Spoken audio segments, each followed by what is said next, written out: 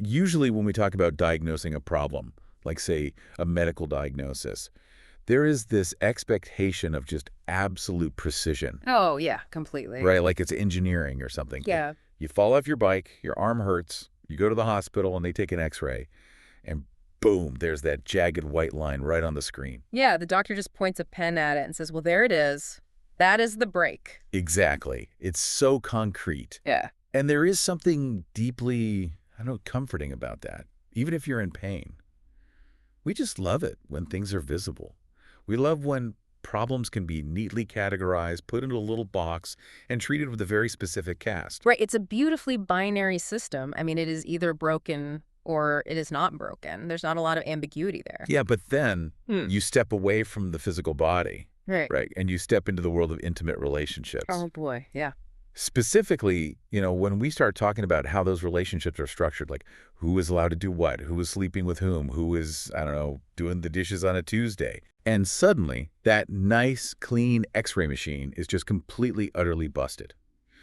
We are looking at a diagnostic landscape that is entirely murky. It is the absolute definition of muddy waters. I mean, it's so messy because when people are trying to figure out what is going wrong in their romantic connection, they obviously don't have an x-ray. Right, there's no machine for that. No. Yeah. So they do the next best thing, which is they grab the very first linguistic label they can find, and they just blame the label. But the thing is, the label almost never points to the actual fracture. Which is exactly what we're getting into today. Because for you listening right now, if you have ever been curious about how relationships actually operate behind closed doors, and I mean the actual mechanics of how they are built, how they shatter, how they are repaired, not just the fairy tale version, we're taking a massive deep dive into the architecture of intimacy today. It's a fascinating topic. It really is. We've been looking at this incredible framework called architecture thinking, and we're applying it specifically to the world of consensual non-monogamy, relationship structures, and really just the incredibly messy ways human beings try to organize love. Yeah, and I think we should probably establish the ground rules right up front here because, this topic gets heated very quickly. Oh, totally. People get very defensive. They do. So this is not a debate about which relationship style wins the moral high ground. We are not here to argue that monogamy is some, outdated restrictive cage, or that polyamory is this highly evolved, enlightened state of being that everyone should aspire to. Right. No judgment either way. Exactly. Right. Architecture thinking doesn't deal in those kinds of sweeping ideological judgments. Yeah. It is purely a mental model. It's a toolkit. It is a disciplined way to look at incredibly complicated, emotionally explosive situations without losing sight of the actual people, the real emotions, and the concrete decisions that make the situation matter in the first place. Okay, I love the idea of a toolkit, but before we start pulling out the hammers and wrenches and all that, let's talk about the actual landscape we're building on. Sure. Because we were specifically looking at consensual non-monogamy today, right, or CNM. Yeah. And I think a lot of people just assume that's a fringe thing. Like, it's just a tiny, wild fraction of the population living in communes or whatever stereotype is currently floating around out there. Right, the 1970s Key Party stereotype. Exactly. But the data we are looking at paints a completely different picture, doesn't it? It really does. I mean, if you look at studies using widespread U.S. samples, a highly meaningful proportion of adults report either having direct experience with or a strong, active interest in consensual non-monogamy. Wow. Yeah. And we all know that CNM isn't just one thing, right? It's a massive umbrella. It covers everything from swinging to open relationships to polyamory, where people are sustaining multiple simultaneous romantic commitments. But the main point is, this is not rare. This is a significant part of the relational ecosystem. But here is where it gets really, really interesting. And this was the counterintuitive fact that just completely hooked me when I was looking at the sources. There is a massive meta-analysis in this research. I mean, we are talking about over 24,000 participants. That's a huge sample size. Massive. So they looked at people in strictly monogamous relationships and people in non-monogamous relationships. And what they found was that there is no significant overall difference between the two groups when it comes to relationship satisfaction or sexual satisfaction. Yeah, statistically, it is a dead heat, which is just a profound finding because it fundamentally disrupts the culture war on both sides. Okay, wait, I have to push back on this a little bit, or at least play devil's advocate for a second. Go for it. If the outcomes are statistically the exact same, like if Group A and Group B are both reporting the same levels of happiness and the same levels of sexual fulfillment, Why are we all fighting so hard over which structure to choose? That is the million-dollar question. Right. Like, why are there countless books and deep dives and furious internet arguments Yeah. about whether humans are naturally monogamous or not, if it literally doesn't matter for the outcome? Well, it's because people confuse the structure of a relationship with the quality of a relationship. Okay, unpack that for me. So this brings us to the central foundational principle of this whole architectural framework. Relationship structure does not determine relationship quality by itself. Period. Got it. A relationship label, whether that label is married, monogamous, polyamorous, relationship anarchist, whatever, is just a structural description. It is a zoning permit. It is not proof of a structurally sound house. Oh, I like that, a zoning permit. So you're saying that claiming the label like we are monogamous doesn't automatically mean you are ethical or safe or even happy? Not at all. I mean, imagine two relationships that both proudly identify as strictly monogamous. On the surface, they have the exact same structure, right? Right. But internally, they might differ radically. One might be deeply intimate, filled with honesty, mutual respect, safety, and crucially, the absolute freedom for either person to leave if they are unhappy. Sounds great. Yeah.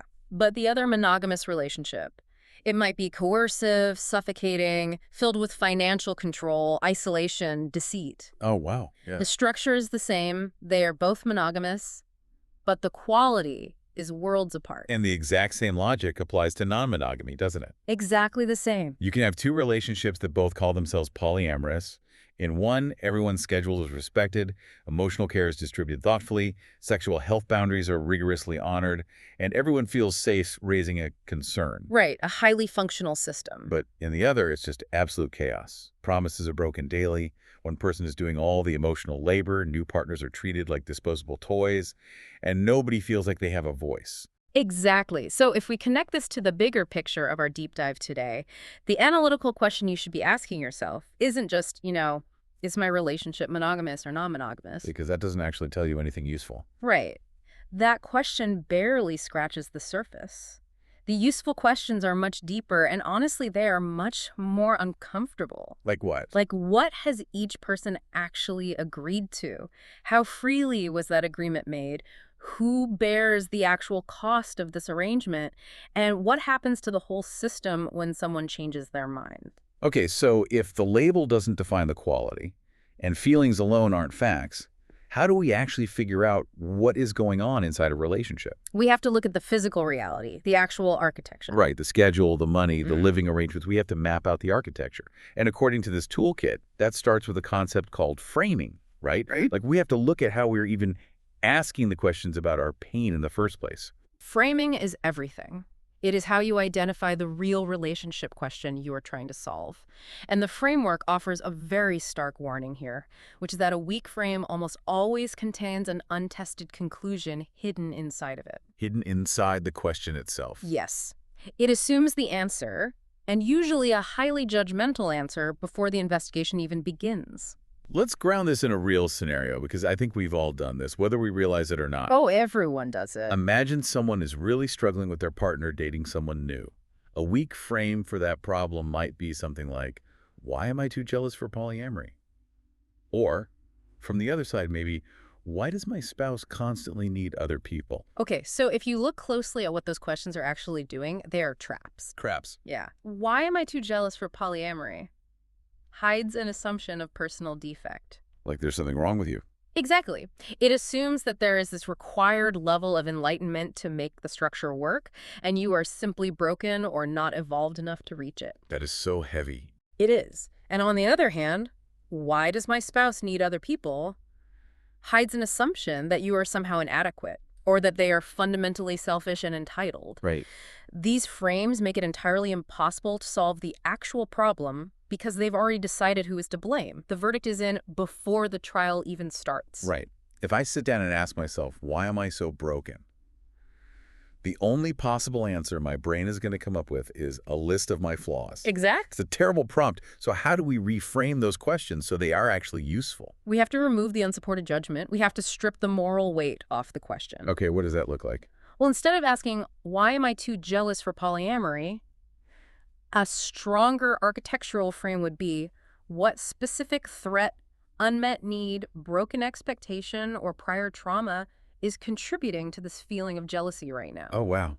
Do you see the difference there? It's massive. Suddenly, the concern is examinable. It's Eh. something you can actually put on the table and look at together. Yes.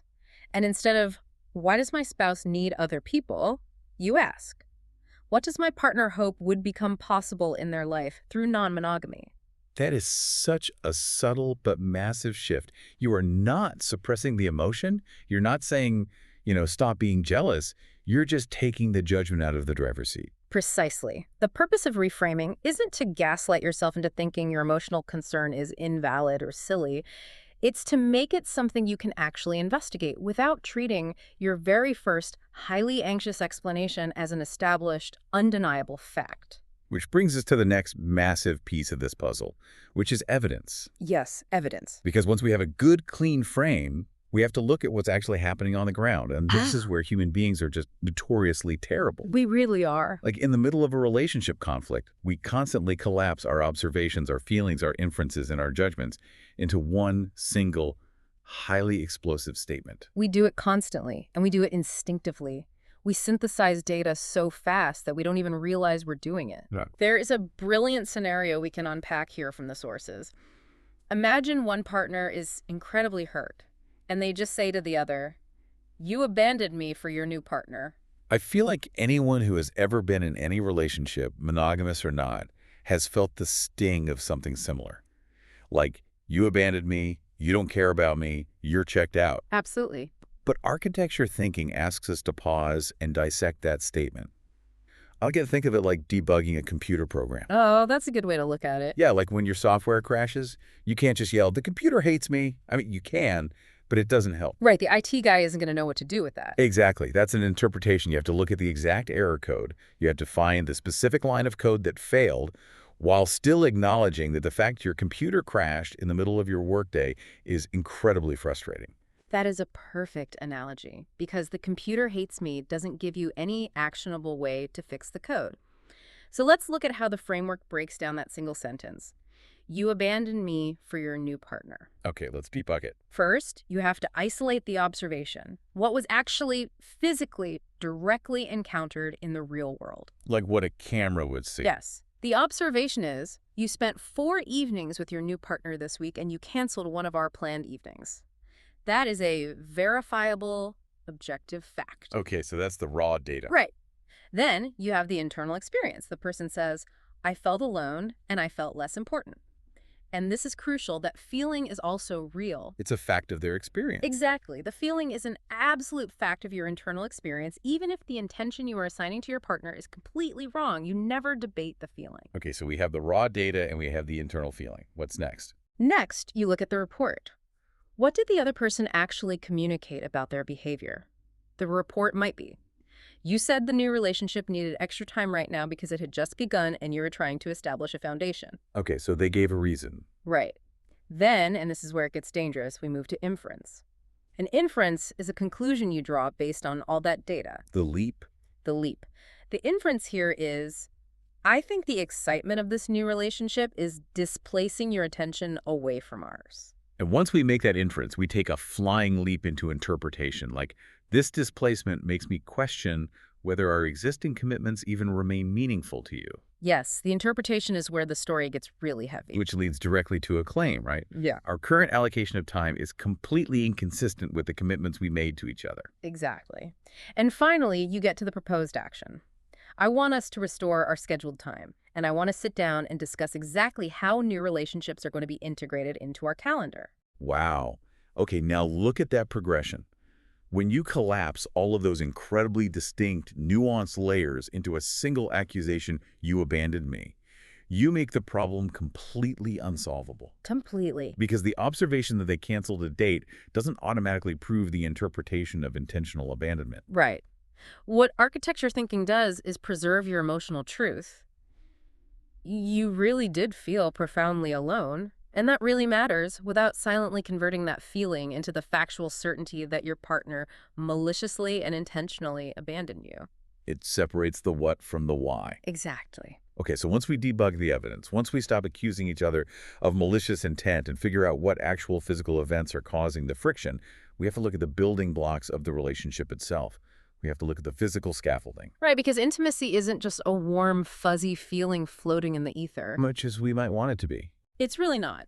It is a material arrangement. It's an arrangement of physical bodies, of finite time, of shared money, of housing logistics, of health risks, of emotional support capacity, and of exit costs. Exit cost. Meaning, how hard is it to untangle my life from yours if this fails? Ah, right, like breaking a lease or untangling joint bank account. Exactly. And in consensual non-monogamy, that physical structure gets incredibly complex very quickly. Because suddenly you aren't just dealing with two people trying to figure out what's for dinner. You have multiple partners, maybe shared or separate household, incredibly elaborate scheduling systems using like multiple color-coded Google calendars. Oh, the Google calendars are legendary. I can imagine. And there was a concept here that is absolutely vital to understand this landscape, and that is the metamor. Yes, the metamor. Explain that for us. For anyone unfamiliar, a metamor is your partner's partner, someone whom you are not dating yourself. And the framework stresses that your mental architecture has to represent the actual, real relationships that exist, not some imagined, idealized group dynamic. Give me an example. So if Alex is dating Brianna, and Alex is also dating Cameron, it does not mean Brianna and Cameron are in a relationship with each other. Right. I think there's this weird cultural assumption that if you are polyamorous, everyone is just in one giant, constantly communicating, shared romantic bubble. Like a big group chat where everyone loves each other equally. Exactly. But Brianna and Cameron might just be polite acquaintances. They might be close friends, or, let's be real, they might actively dislike each other and have absolutely zero desire to interact. Right, just because they share a partner doesn't mean they share an affinity for each other. And that reality leads directly into how these structural arrangements behave over time, which the framework calls dynamics, right? Yes, dynamics. Because a static blueprint is one thing, but how does the house hold up when a hurricane hits? How do these structures handle the pressure of daily life? Because love might be an infinite, boundless emotion. But time, physical energy, and caregiving capacity are absolutely finite physical quantity. Right, there are only 24 hours in a day. Exactly. This is where we slam headfirst into the reality of scarcity. You can sincerely, deeply love 4 different people, but you might still completely lack the logistical capacity to meet every single commitment you've made to them. You just can't be in 4 places at once. You can't. And a huge, huge driver of that disruption in these networks is what the community calls NRE, or New Relationship Energy. Ah, NRE. I've heard this term. What exactly is it? New relationship energy is that incredibly intoxicating mix of excitement, hope, novelty, and intense hyper-focus that you get when a romantic connection first starts. The butterfly feeling. Yes, it's the honeymoon phase on steroids. And it's especially potent in non-monogamy because it often contrasts with a very comfortable, established, long-term relationship. Right, paying bills and doing laundry with your spouse versus going to a fancy cocktail bar with a new date. Exactly. But the architectural question isn't whether that excitement is morally wrong. It's biological. It's natural. Your brain is swimming in dopamine. So what's the issue? The question is whether that surge of excitement changes your behavior in a destructive way within the wider network. Right, does that brain chemistry cause you to violate existing commitments? Does it completely distort your judgment? Or, and this is a massive one, does it transfer your labor to another person? Yes, to labor trends. There's an incredibly relatable scenario we can explore here. Let's say you have 2 people who've lived together for 5 years. Nesting partners. Okay. They share a house, they share a dog, they share chores. Suddenly, partner A starts dating someone new, gets hit with massive NRE, and starts spending 5 nights a week out on dates, coming home at 2 a.m. Wow, 5 nights. Okay. Yeah, they were just swept away. So partner B is suddenly left at home, alone, handling literally all of the household chores, walking the dog every single morning, and maintaining the entire physical infrastructure of their shared life. Which is exhausting. Totally exhausting. Yeah. If we look at that scenario through the lens of architecture thinking, the explosive conflict happening in that house might not actually be about an opposition to non-monogamy at all. Right. Partner B might be totally fine with the concept of open relationships. The conflict is entirely a labor transfer problem. Yes. Partner A's newfound freedom, excitement, and romance is being actively, materially financed by Partner B's increased, unpaid domestic work. That is such a clarifying way to look at it. It shifts the entire conversation. Partner B isn't sitting there thinking, I'm so jealous of this new person. Partner B is sitting there thinking, I am suddenly doing 100% of the dishes, I'm buying all the groceries, I'm walking the dog in the rain, and I am exhausted. Exactly. It's an infrastructure failure, not an emotional failing.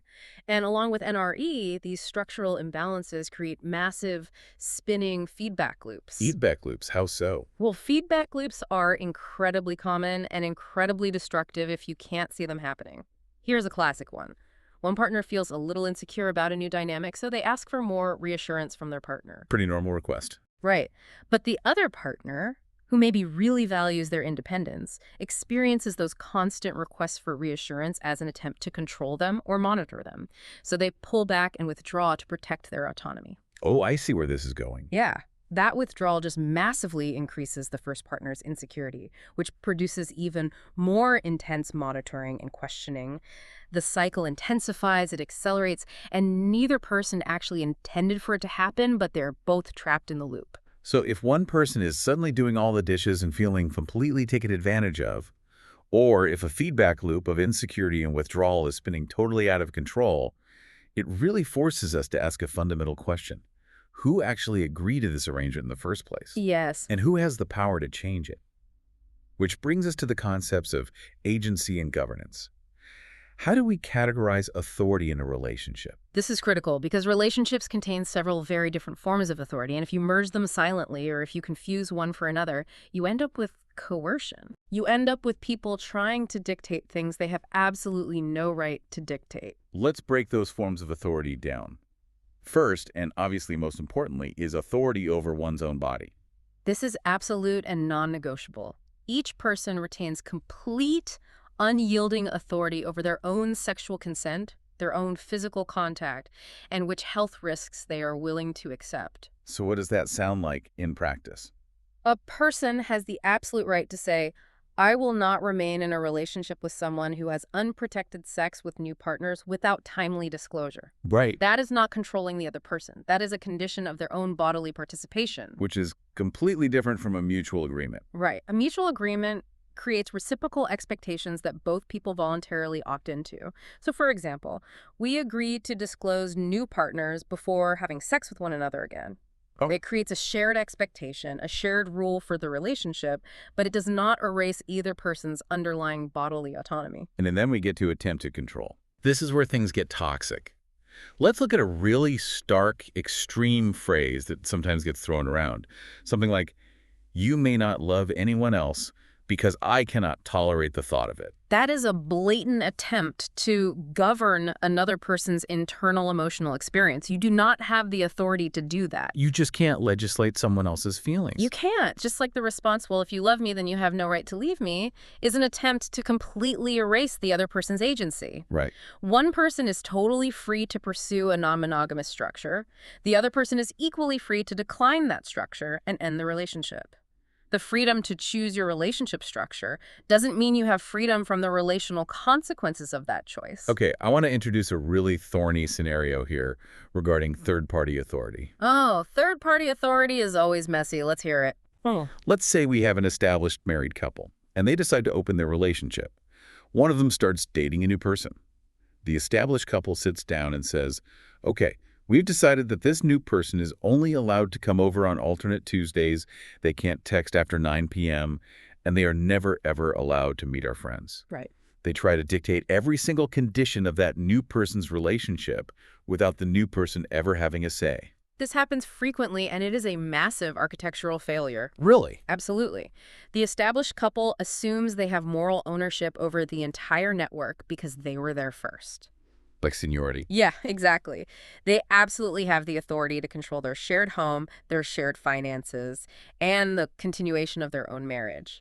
But they do not automatically possess moral ownership over a new partner's time, privacy, or body. Just because you have a strong, clear agreement with your spouse doesn't authorize you to speak for or control someone who isn't even in the room. Exactly. You can't legislate someone who didn't sign the contract. Okay, so let's say an agreement is in place. Everyone discussed it, everyone agreed, but a month later, something goes completely wrong. The agreement crashes and burns. Someone gets hurt. What is the mechanism for fixing it? Well, you have to look at what the evidence actually supports, and you have to judge proportionately. Proportionately, meaning. Meaning, you have to distinguish between actual harm and mere discomfort. You have to distinguish between an unequal outcome, like maybe one person is getting more dates right now, and an unjust process. Okay, that makes sense. And most importantly, you have to distinguish between a really strong, painful emotion and actual proof of wrongdoing. So what is the actual process when a rule totally fails? Do we just, like, throw the whole relationship away? Not necessarily. The appropriate response isn't always to dramatically declare that the original agreement was a total lie or a fraud. The process is to trace the failure backward. Like following the cracks in the foundation. Exactly. You locate the earliest failed layer of the architecture. What was misunderstood? Was the rule actually trying to control a symptom, like monitoring text messages, rather than addressing the underlying concern, like a lack of quality time? You find that broken layer, you revise the design of the agreement, and this is the most important part. You allow every affected person to reconsider their consent to the new design. Because consent to one specific arrangement is not a blank check of permanent consent to every future modified version of it. Precisely. You have to opt back in. We've mentioned consent quite a bit here, and I think we need to define what that actually looks like in practice. Because saying yes once to opening a relationship during some late-night conversation doesn't mean the dynamic is ethically functioning forever. How do researchers actually measure a healthy, functioning non-monogamous dynamic? Researchers use something called the Triple C model to distinguish functional consensual non-monogamy from poorly coordinated non-monogamy or from just plain deceptive infidelity. The Triple C model. What are the 3 C's? They are consent, communication, and comfort. Let's take consent first. Yeah. Because the questions the framework asks here are really intense and unflinching. Was the consent freely given? What alternatives did the person believe they actually had? Right. And critically, was that consent obtained under the threat of abandonment, the threat of housing loss, or the threat of financial ruin? Okay, let me push back on that for a second, because this feels like a really gray area. Sure. If I go to my partner and say, look, I have realized I need an open relationship to be happy. If you cannot agree to this, I am going to have to leave the relationship. Is that automatically coercive? Because you just said a few minutes ago that people have the absolute freedom to leave over a structural incompatibility. It's a fantastic question, and the distinction is incredibly nuanced. Yeah, it feels really tricky. It is. Ending a relationship over a genuine, unresolvable structural incompatibility is a completely valid ethical choice. You are allowed to say, we want different things and we have to part ways. But there is a huge difference between recognizing an incompatibility and using leverage to force compliance. Leverage, like what? Like using the immediate threat of kicking someone out of their house or cutting off their access to joint money, or leveraging their fear of social isolation to force them to agree to non-monogamy right this second.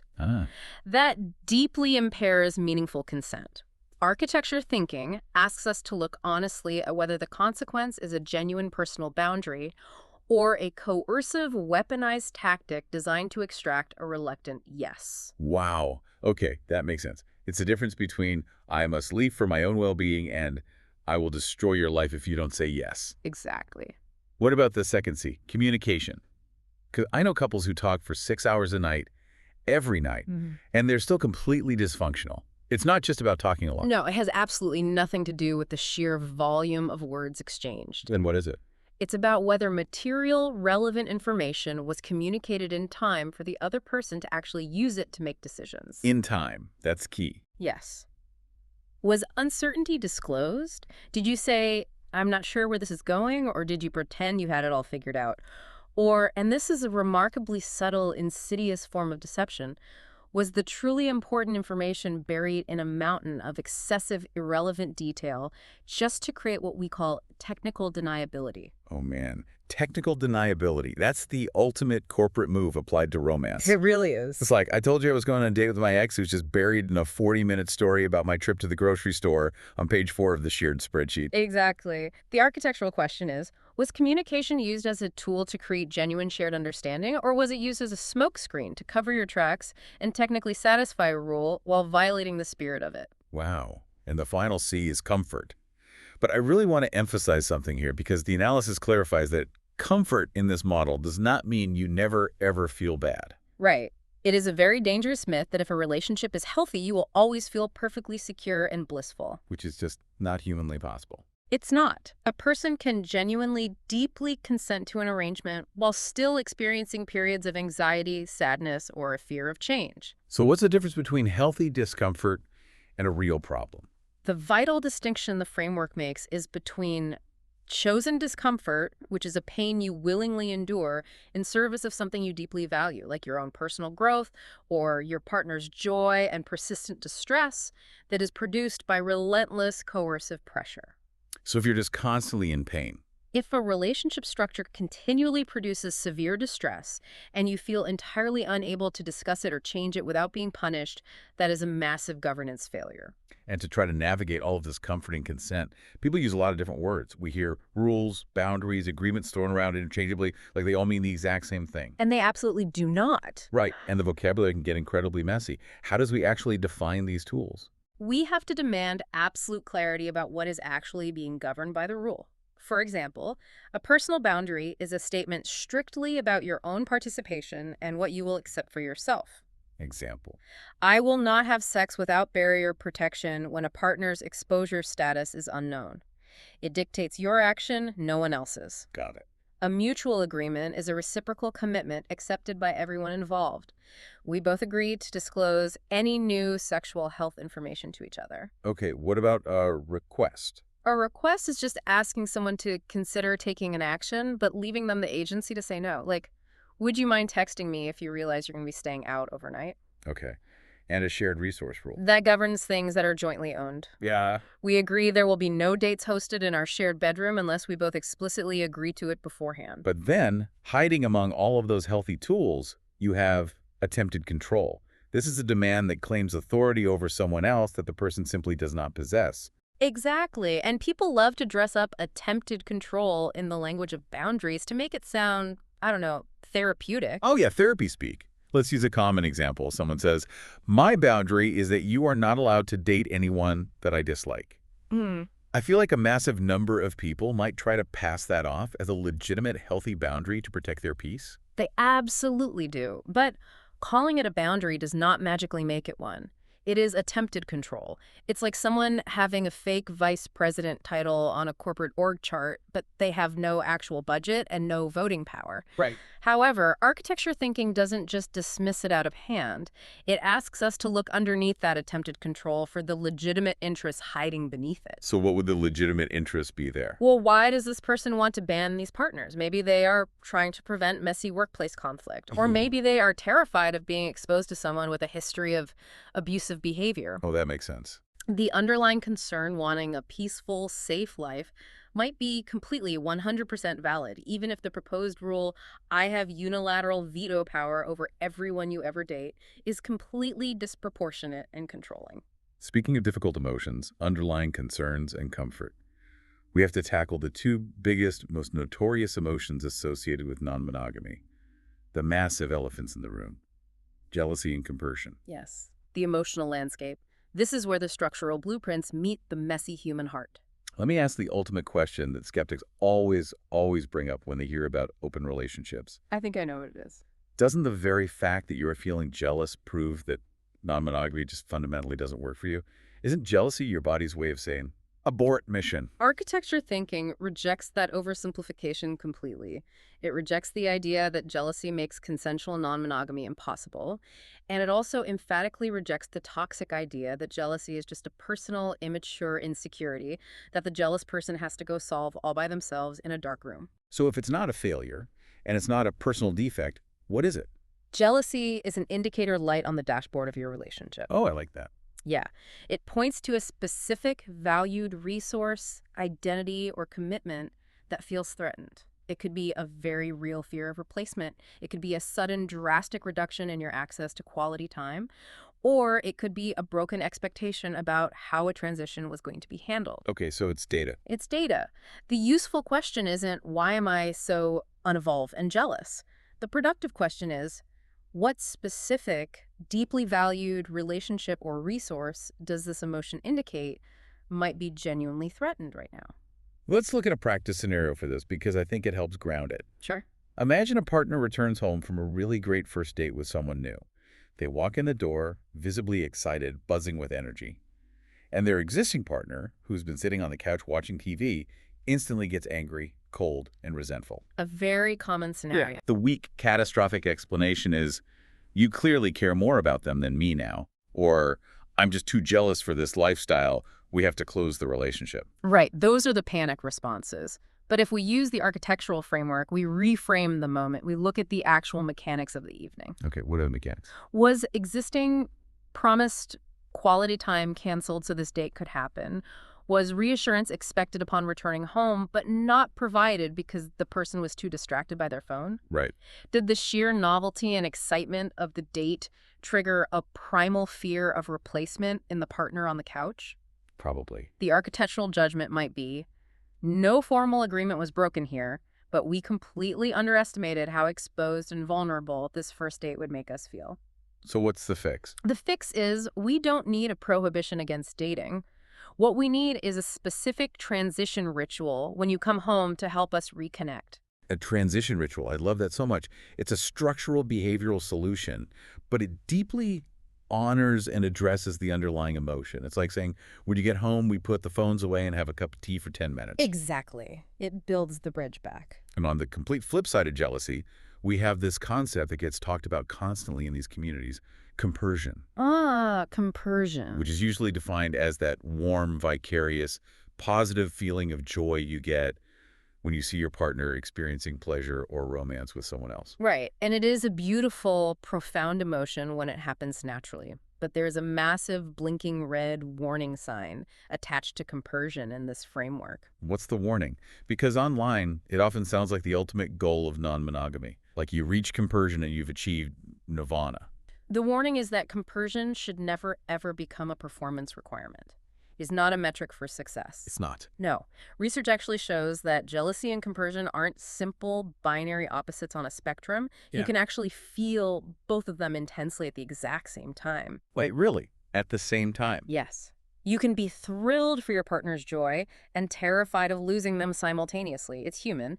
But more importantly, there is a kind of toxic positivity that can happen where you feel forced to prove you are highly evolved by displaying joy and cheerleading your partner. When you really just feel awful. Right, while in reality you are secretly deeply hurt, neglected, or receiving totally inadequate information. Right. It's not a spiritual enlightenment test. You don't have to cheerlead your own neglect. Exactly. The relevant standard for a healthy relationship is responsible, ethical conduct and care, not mandatory performative emotion. So emotions like jealousy are often rooted in this deep, primal fear of losing status or losing security or losing resources, which leads directly into how power and hierarchy actually operate in these relationship networks. Hierarchy is a massive one. Because, let's be honest, not all relationships in a multi-partner network are on equal footing, even if people try very, very hard to pretend they are. Hierarchy is a massive, unavoidable structural variable, and the framework breaks it down into 3 distinct forms to help us see it clearly. Okay, let's go to them. First is descriptive hierarchy. This is simply acknowledging when one relationship has significantly greater existing material entanglement. Like what? If you share children, if you have a joint mortgage, if you are legally married, or if you co-own a business, that is descriptive hierarchy. That hierarchy exists as a material fact of the entanglement, even if nobody ever explicitly declares that one person is more valuable. Right, you can't just pretend the mortgage doesn't exist. It's descriptive. Exactly. Then you have prescriptive hierarchy. This is when people formally, explicitly designate a primary and a secondary partner. Okay. Or they explicitly agree that a spouse will always get priority scheduling. Or they institute a formal veto right over outside relationships. And the third one? Finally, you have hidden hierarchy. And this is perhaps the most dangerous and destructive form. Why is it the most dangerous? This is when people insistently claim that all relationships in the network are totally equal, that they are completely non-hierarchical, anarchic. But in reality, one specific relationship secretly controls all the housing decisions, holds all the financial power, dictates the schedule, or has the unspoken power to force the termination of other relationships. It's like going back to the corporate org chart analogy. Yeah. We are a totally flat company. Everyone is equal. There are no bosses. but I control the calendar, the payroll, and I can fire you. Precisely. It is a symbolic, idealized claim of equality that is actively hiding massive, unacknowledged material inequality. And it drives people crazy because what they are being told contradicts what they are actually experiencing. Let's do a deep dive into an example of prescriptive hierarchy, specifically the veto power, because this is one of the most hotly debated mechanics in non-monogamy. Oh, the veto. Yes. The scenario is this. An established couple agrees that either of them has the absolute power to veto or unilaterally terminate an outside relationship at any time for any reason. Oh. A new partner enters the network, starts dating one of them, and over, say, 6 months, becomes deeply, deeply attached. Then, the other spouse feels threatened and pulls the veto. The relationship is forced to end. So architecture thinking asks us to strip away the romance and make the raw power dynamics of that veto explicitly visible. How do we do that? We ask the hard questions. Was the existence of this veto power clearly disclosed to the new partner before they became significantly emotionally attached? What specific conduct actually triggers it? Right. Is it designed purely for physical safety, or is it just a massive kill switch used to avoid dealing with routine emotional discomfort? And ultimately, who bears the emotional cost of preserving the established couple's comfort? Wait, does the framework automatically outlaw the veto agreement? Does it say it's inherently unethical? No, it doesn't automatically outlaw because remember, architecture thinking is not a moral judge. It's a diagnostic tool. But it forces you to look at the third-party consequences. It forces the couple to look in the mirror and admit that their chosen safety mechanism inherently treats the new partner's emotions, time, and attachments as entirely disposable in service to the primary marriage. You just have to own what you're doing. If you are going to use a veto, you have to own the structural reality of what it does to other people. Which brings up a huge question about what information that third party, that new partner, is actually entitled to know.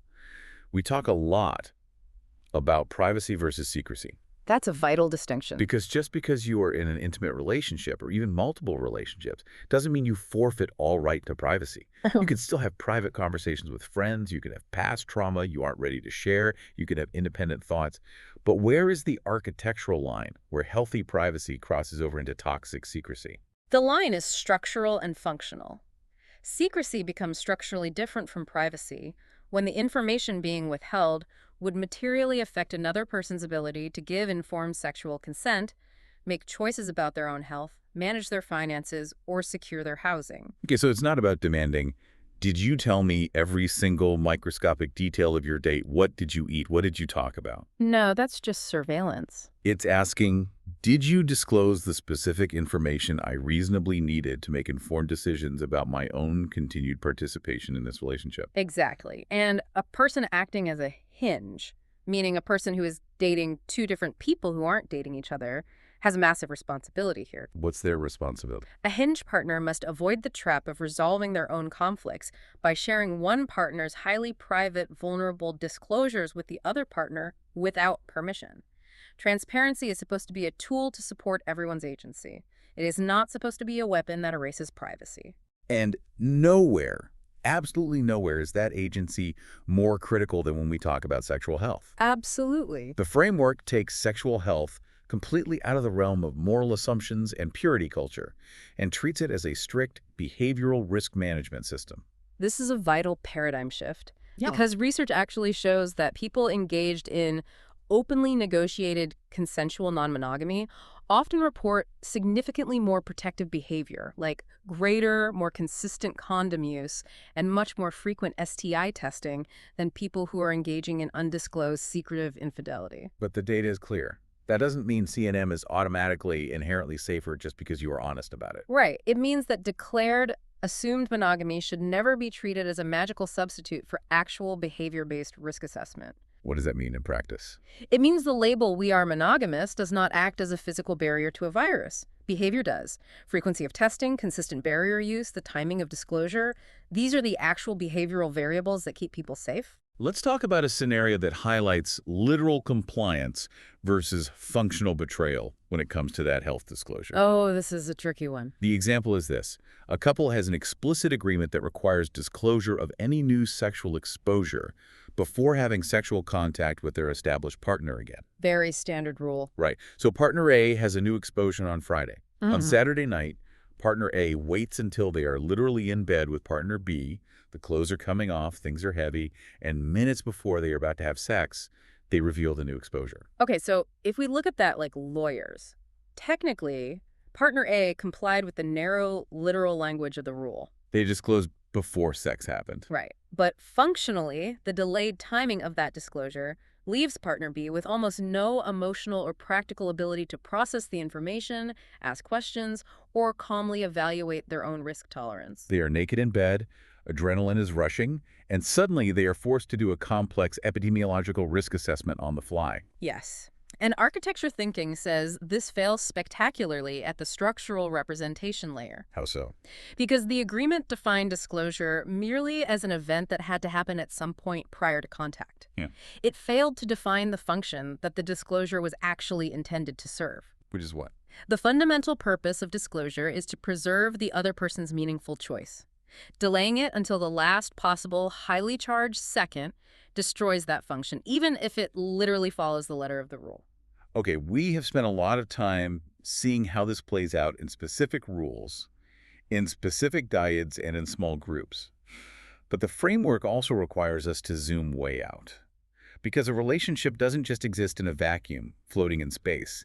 It exists embedded in different scales of life. Yes, the architecture scales up. Walk us through the scales. It starts at the level of the individual asking, what do I actually want? What are my core values? And what do I actually have the logistical and emotional capacity for? Then it scales up to the dyad, which is the two-person relationship and how they negotiate.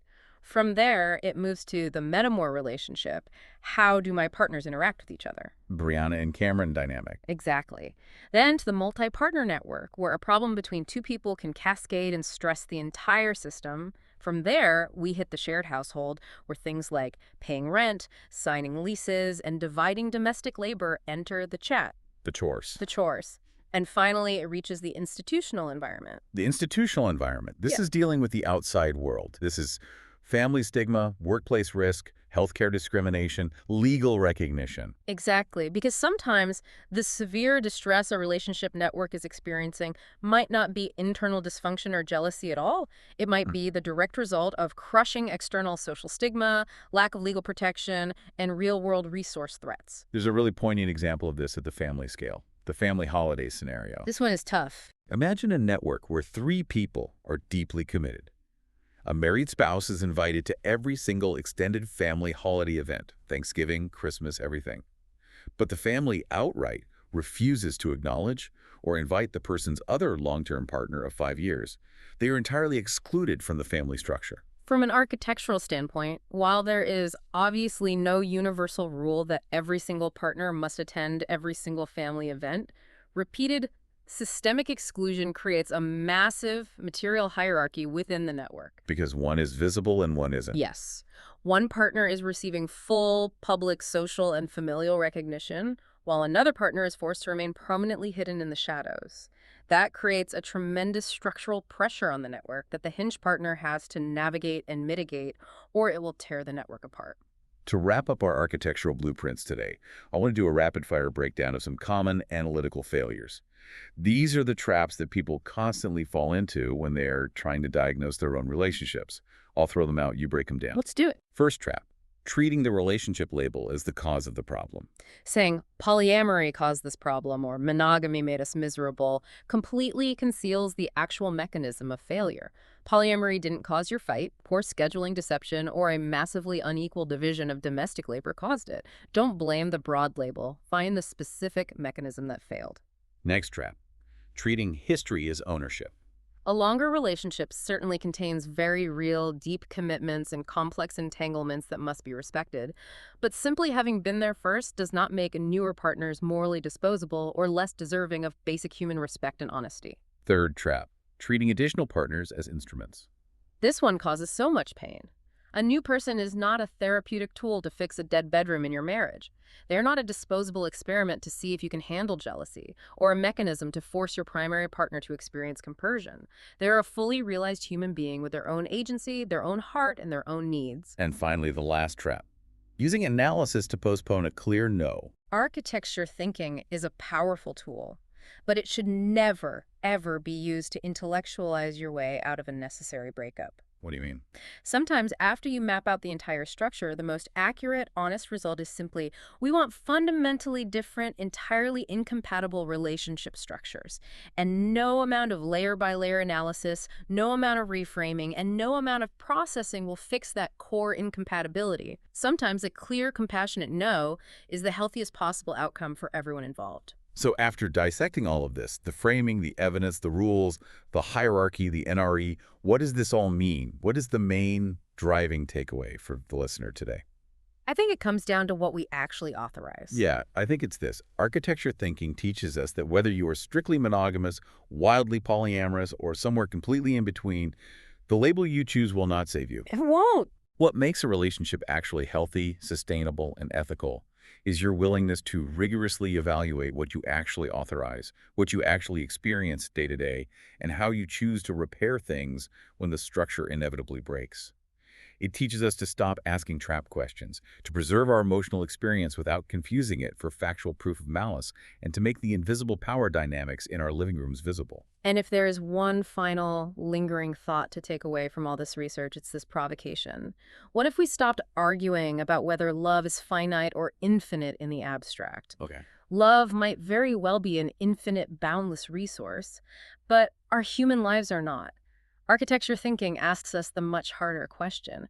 How do we honestly, ethically organize our very finite lives, our finite time, and our finite physical energy around all the people we deeply care about? Wow. It's about taking the messy, murky, confusing reality of human connection, and instead of wishing for that clean, binary X-ray showing a simple break, learning to read the complex, living architecture of what we've actually built together. Beautifully said. Thank you for joining us on this deep dive. The next time you face a conflict, a surge of jealousy, or a tense negotiation in your own relationships, try putting away the labels. Look at the framing, look at the evidence, look at the dynamics. You might be completely surprised at what the blueprint actually reveals.